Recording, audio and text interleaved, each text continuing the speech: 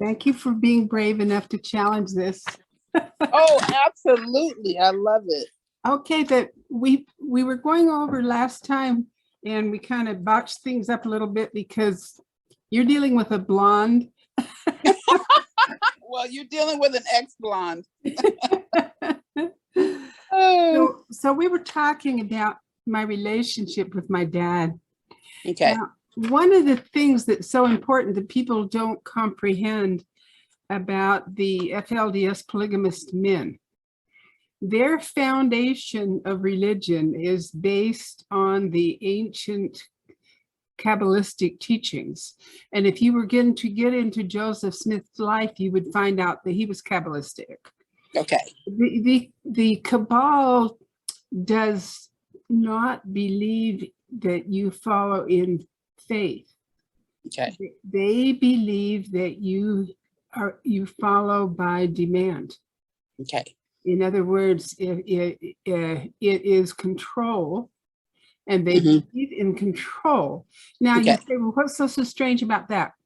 It's very strange. I'll tell you why. Jesus said God is love. And if you don't behave in a loving manner, you're not really a Christian, you're a joke. Yes. God is love. This is why I love Safe Kids Now. Cecily, always, as long as we have dealt with them, she has gone into everything with love and compassion for these children. Yeah. Love and compassion for these people. Love and compassion for people that are caught in despair, anger, and crime. Help them find the love within their heart. The thing is, if you don't have any love in your heart, you can't give it to anybody. Right. You've got to care. If you don't care, you're a farce. Right. You know, so the point being, God is love in Christianity. In the Cabal, God is power. They teach that men will become gods. Their basic teachings, they teach that our Lord God up in heaven had sex with his own daughter, Mary, and created Jesus and started the original incest. And so it's all okay that gods can do that. And that's part of Cabal. That is why they have so many child marriages. But one of the things that goes with power that is very important that people understand, power doesn't relinquish justice. It relinquishes force. Okay? So if you understand that, it will help you to understand my father. He believed that a man was not a man if he did not take control and power. He did not believe in love because he was taught to believe in power. And this goes across the board through all these FLDS polygamous men. They believe in power, and they lie, and they say that women have a choice, but women have no choice. And let me explain why they have no choice. They believe the power is the power of God. Therefore, the power must be in the hands of the men that have the priesthood. Women don't have the priesthood. The men have the priesthood. Therefore, the men have the power. And it's really important that you understand that, or you can't possibly understand my father. Right. Now, my father was not raised by traditional parents. He didn't have any parents. I don't remember what happened to his parents. I was never told. He was raised by another family, and power was all he knew. And they did not hold him, hug him, love him. They expected him to be tough, or he'd never be a man. And this is the way he grew up, and it's honestly all he knew. So it's important that you understand that, or you think, what in the Sam Hill happened to your dad? Right. But the thing is, my father wasn't the only one. All of these men that were taught like that believe like that.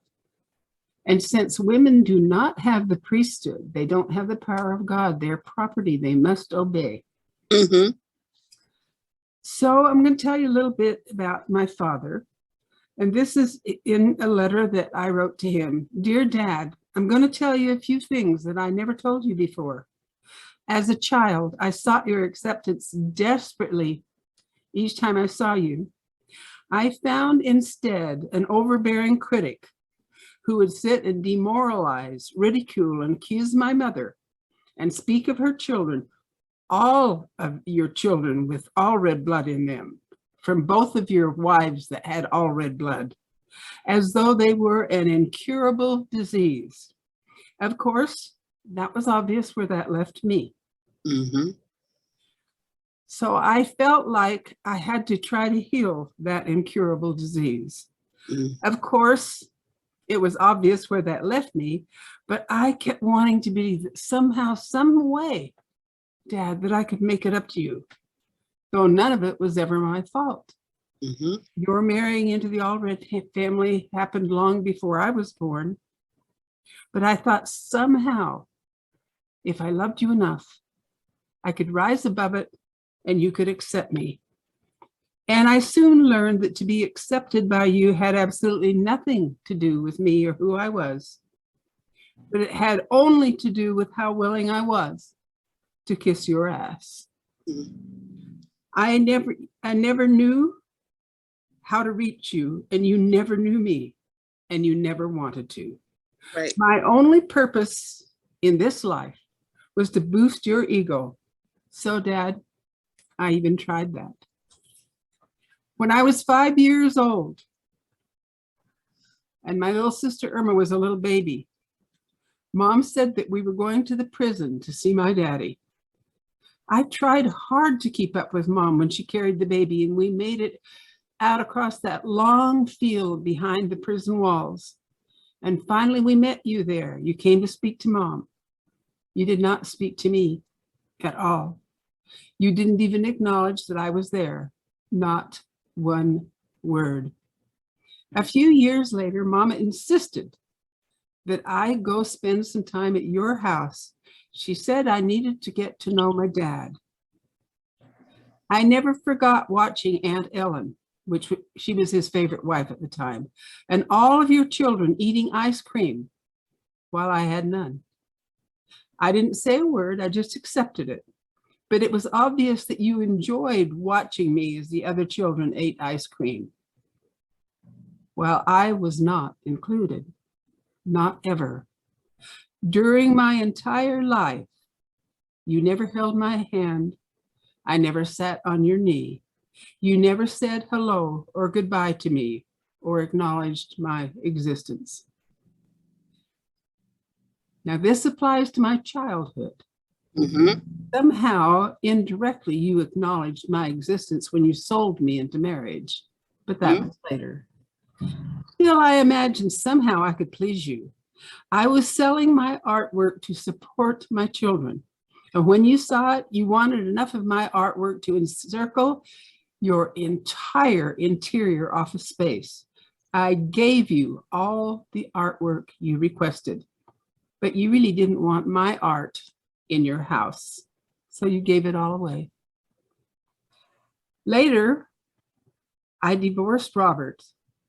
So to keep me in line, you kidnapped my baby,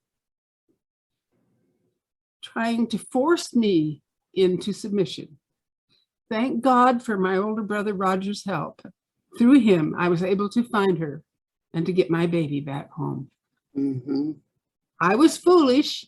I still imagined that somehow I could do something to please you. And that's when I began making a quilt. I was making a quilt that was enormous for a huge king-size bed, and every block on that quilt was made by one of your daughters. But it didn't take long to find out how you felt about that. Then I really learned how much you hated me. Not for any sin or crime I had committed, but because I was born to a wife that was related to Reuben Allred, and you hated everyone with Allred blood, including your own children. I never knew my father to accept any responsibility for any of the pain or heartache he caused. He would have considered that a weakness. So I didn't expect him to change. I wrote a letter to him and informed him accordingly. And I told Dad I knew that he would be blaming others for the problems that he created as usual. But I had enough. And I told him that I would not tolerate anymore. I told him I would not subject myself to his degrading mouth or actions again. I promised never to come to his home again. And I told him I would not intentionally go out of my way to see him, that I didn't want him to come and see me. No, I didn't want to wake up in eternity next to him either. That would be hell. Any just God has to provide relief for some of the overbearing, demoralizing, degrading, egotistical behavior. And that was what was in my heart when I wrote that letter to Dad. It isn't that I didn't want his love and acceptance. It's just that I felt like I wasn't ever going to get it anyway. What was the point? Religion wouldn't work in this case either, because no just God allows martyrdom and sacrifice all at once or an inch at a time of women and children to appease the sick ego of an inadequate male. And I say inadequate because my father never supported us, acknowledged us, tried to teach us, or had anything positive to do with us. And I told my dad, I said, I have sad news for you, Dad. You're not God and you never will be. My letter to my father was the foundation for the hatred that I would later receive from many, many members of my family. In that letter, I told Dad how much I wanted his love and acceptance, but I refused to bow in ignorance or stupidity to get it. And I told him that I did love him and I wished him the best, but I would no longer irritate or inconvenience him with my presence. Later, my dad had a stroke. I was accused of causing Dad to have that stroke. Verbal abuse from Dad's household came in many forms. Dad was in the hospital for weeks. Family members were screened before they could go to the hospital to see him. Roger told me, he said, Becky, if you want to see Dad, I personally will take you to that hospital if I have to get 2 or 3 guys to help me do it. I declined Roger's invitation. I didn't feel that Dad needed that. Dad couldn't even talk. My sister Myra took turns guarding his bed and stood by his bedside. Finally, I got a hold of Myra and I asked her to buy a single rose and I would pay for it, give it to Dad when she was alone with him.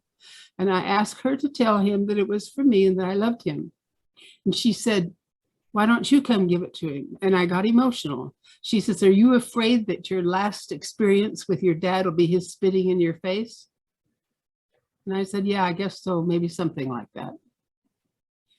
Myra gave Dad the rose and told him it was for me. Dad perked up and he looked toward the door as if he was expecting me to enter. Myra told him I wasn't coming. And then she thoughtlessly went on to tell him about my fears of him being the last memory of him spitting in my face. The phone rang a while later. It was Myra. She told me that Dad died. I hung up the phone and relived the last few minutes. And I think my pain affected my mind. I didn't know. I only know that I accepted it. I understood my father was a victim of his fears, his self-hatred and his alcohol, and his personality in a way flowed through my veins. My mother was English. She would say, yes, ma'am, and obey the queen no matter what. But I had my father's pig-headed blood, and I just couldn't do it. Mom always said I was pig-headed and stubborn, just like him. What choices would I make in the bonds of my own ignorance? If I could be worthy of forgiveness, surely my dad was. I wish I could have hugged him and told him that I loved him before he died. But of course, that didn't happen. I couldn't go to Dad's funeral because I wasn't welcome. Ironically enough, many members of the family blamed me for his death. Ironically, Roger, who also has all red blood, my older brother, went to the funeral, and he wasn't even allowed in the building. They put guards by the door to see that nobody got in that wasn't welcome. So my brother Roger didn't do what I did. But he went to the funeral, they wouldn't let him in. I don't know where my dad's buried. It doesn't matter. It doesn't really matter at all because it's all history. But when we look over a few things, I want you to realize that I wasn't the only child that had these struggles. I'll tell you a little bit about my brother Roger. You know, my brother Roger was Mom's oldest son. And when he was a little boy, Roger says here, as I got older, I wanted to get to know my dad, and I wanted my dad to love me. All of my childhood and then some, I lived in total fear of my father. My fear was very intense between the ages of 6 and 13. The only time I saw my father during those years was when he was whipping me, sometimes with a razor strap, sometimes with cow hobbles, and one time even with a 2x4, which turned out to be very severe. Some of these beatings took place when Dad was inebriated. As I got older, I wanted my dad to love me. I found out that was out of the question. I then thought that I could at least make him proud of me as a person. That also failed. To my surprise, I found that my father lived in fear that one or more of his sons may do better than he did. This really confused me. He often said the worst thing a man can do is marry an educated woman. My first and last actual talk with my father was in my early 40s. I realized my dad was a religious bigot and a total narcissist. This was hard for me to accept. I grew up being taught that his word was the last word. Now I found that his family was not as important to him as he was to himself in his position in his religion. The narcissism, along with the religion, God, and booze were indicators of the future personality of my father. I have since read a lot pertaining to this infirmity. This is not related to you or anyone else with hate, anger, or vengeance. I realize that if my father had no legs and could not walk, I would not be upset with him. By the same token, if he were unable to care and love, I would give him some latitude. My father had no father to relate to in his life. How could he be a good father? There was probably no love in his life as a child because he did not relate to it. And I'm sure that was not his fault. My dad never participated in any school functions with any of his 20+ daughters. He never took one anywhere, either one-on-one or in a group. He had 10 sons that he never took to any school functions, sports, fishing, hunting, swimming, or you name it. Many of them think that this is normal because they don't know any difference. The Stockholm syndrome runs deep in my family in the name of religion. Now that the parents are dead and gone, some of the children, whose mean age now is 67 years old approximately, talk about the problems and confusion they had in their childhood. With the Book of Mormon in his right hand and the fifth of booze in the left, at his death, my father believes he's going to be sitting next to God. I hope for his peace of mind that he is. Roger.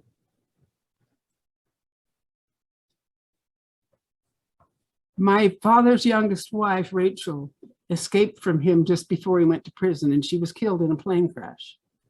When father was in prison, he promised the judge he would never live polygamy. Never again. The judge believed him. So he went to court and he was able to get Rachel's children and get the custody of her children back from her family. Dad took 2 more wives after that, which is typical. But my oldest sister, half-sister, born to Rhea Allred, my mother's older sister, was also married to Dad. She went to court and she tried to fight to get the custody of those children away from Dad, but she lost the court battle. My father and his 3rd wife were able to get the children. The indoctrination of these children became a tragedy to me. They had been taught that their mother was the lowest person on earth, that she forsaken her vows, left her husband, and many other untruths, and that only blood atonement would save her soul. Blood atonement is the murder, your bloodshed. Yeah. To save your soul. One of her daughters wrote a journal about how bad her mother was, but I believe that that was the only way that she could figure out how to please her dad. Right. My dad took another wife, an older lady. She was a fine person, a gentle lady. The marriage didn't last long. My father abandoned her. She's never discussed or written about in the family, just as though she never really existed. Isn't plural marriage wonderful? Mm-hmm. Meanwhile, my father's brother died. My father called him Little Herman. He weighed about 400 pounds plus. He had 3 wives that I know of, and the youngest wife was a child bride and was his own stepdaughter. Little Herman was married to her and her mother. She had 8 children by her stepfather. After Little Herman's death, my father took this young woman as another wife. She also gave Dad 2 more daughters. And incidentally, one of her little girls had fumarous deficiency. I think you can figure that out. Mm-hmm. Even though my father knew most of the practicing polygamists in the various towns in the West, he was never active with any of them. My father and his drinking buddy, who were also really good lifelong friends, were pretty much a group unto themselves, living the principle. After the death of my father's best friend, surprise, my father received a special dispensation from his friend with the authority of the fact that my father was a true martyr for God, because he served 13 months in the Utah State Prison for polygamy and his God. Several marriages have taken place between these 2 families since then, after my father's death. When I asked my father if he performed these marriages, he denied it. My father has gone to his reward, which he has been looking forward to, and I wish him the best. Other incidences of children that were in unfortunate positions. Mm-hmm. Dad's young wife, Rachel, was killed in that airplane crash, and he got the children back. Her firstborn child was a little boy named Joseph. Dad's favorite wife would beat Joseph. Even she would take him to the top of the staircase and push him down. I've seen her do this when I was a little kid, over and over. She took all of her vengeance and hatred out on that child because Dad had such a young wife and it wasn't her. So she really made it hard for Joseph. I'm not going to lie to you and tell you Joseph grew up to be okay. He had strong emotional problems. He changed his name and moved away so that nobody would know who his real family was. He met a young woman and he got a trailer house and he just traveled around to beautiful places. He seemed to be happy. Years later, he came to California and his trailer house broke down. My husband, Garland, was alive then, and he wanted Garland to fix it. But the thing is, Garland needed somebody to push the bolts in from the other side because he couldn't be on both places. And Right. Joe was so afraid to help Garland for fear Garland would make him a slave that he wouldn't help fix his own trailer. He got scared. And so Garland explained to him, he said, Joe, all I want you to do is push those in and I'll fix the rest of it. Joe couldn't do it. And if you grew up in polygamy and you know that these young boys are enslaved, you could understand why Joe was so frightened. But Garland didn't grow up in polygamy and he couldn't figure out what was wrong till later. I told him that finally Joe just kind of shrinked and went away. And finally he got somebody to do it all for him and not help with it, because he was so terrified of being turned into a slave. And that's the last time I ever saw my brother Joe. So back to the family again. My brother Richard, when he was 19 years old, he thought he could make Dad love him. So on Father's Day, he went out and he bought Dad a brand new shirt. Okay. But when Richard gave the shirt to my father got angry and accused Richard of immorality. Richard had never been immoral ever in his life. He was a very straight-laced kid and a hardworking kid. And Dad accused him of all these things that Richard never even heard about. So Richard was so intimidated that cured him. Now, my sister Irene was not welcome in my dad's house. Why? Because she married into the LeBaron family. Rulon Allred took her and married her into Ervil LeBaron. And but Dad, she didn't have a choice. She didn't have a choice. Yeah, no choice, just gave her away. And Dad blamed her for it. So she was never allowed in Dad's house. So this is my beloved father. And I have to be honest with you, it makes me cringe a little when I read how benevolent Roger was. And I try to be like that. Maybe sometime I'll grow up and I can do it all the time. I'm waiting. But my father was not unusual. If people understood, these men believe that they own their wives and children, their property. And the more wives and children they own, they believe they'll be gods in eternity and they'll people their own planet with their own seed. Wow. They'll become a god.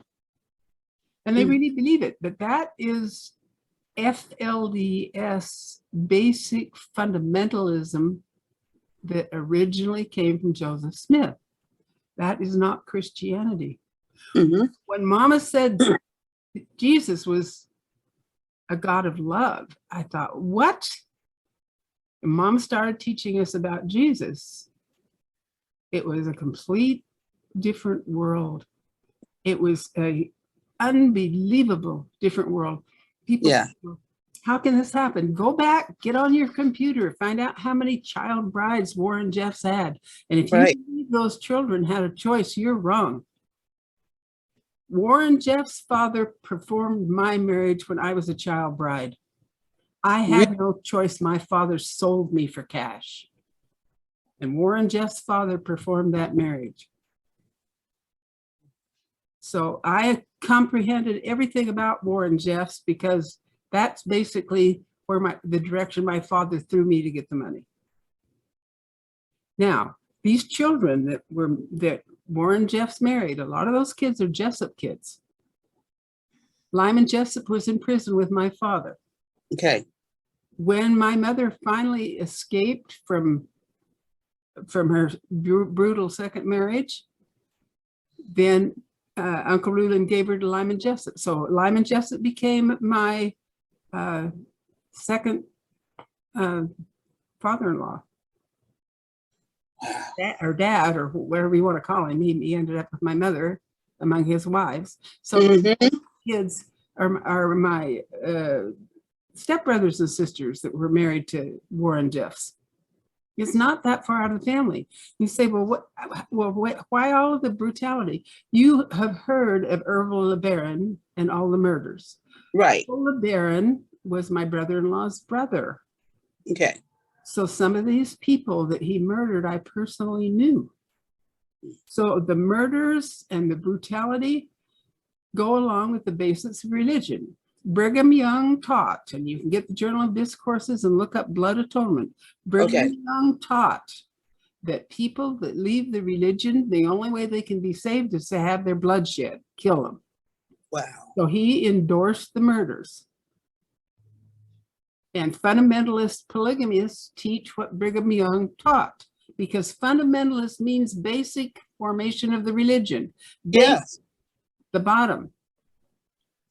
And this did not start with Jesus Christ. The reason that the name is the Church of Jesus Christ is because they believed, and they were right, that if they used the name of Jesus Christ in their church, they could hide in a Christian nation, and they have succeeded.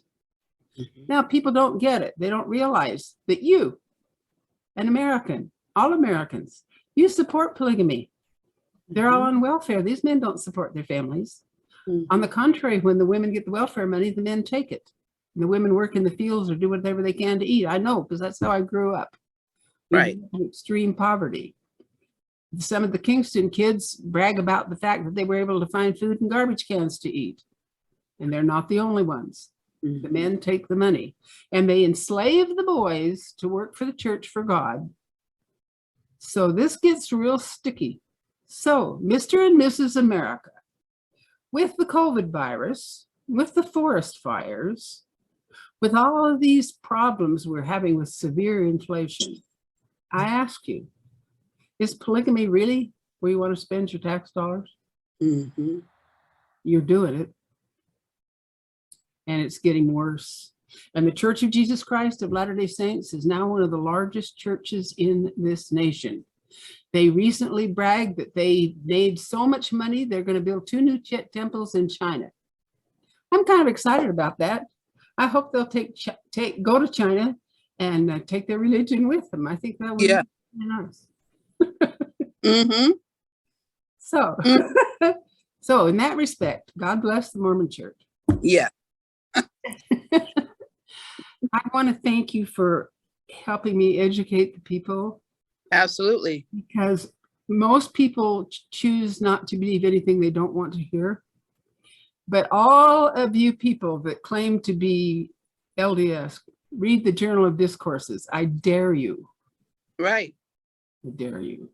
You believe in your religion. Start reading the basics of it. Go back to No Man Knows My History, written by Fawn Brody, Joseph Smith. Right. Prophet and leader of God. You will be amazed. Thank you so much for everything. You're welcome. I really appreciate this. And a little bit later down the road, we might periodically just keep doing some more stuff if you don't mind. Yes, I love it. Thank you so much. Thank you so much. All right. Appreciate you bunches. I'm going to vote for you no matter what you're running for. Thank you. All right. Thank you. Bye-bye. Okay, bye. It's amazing. It's so amazing. Okay.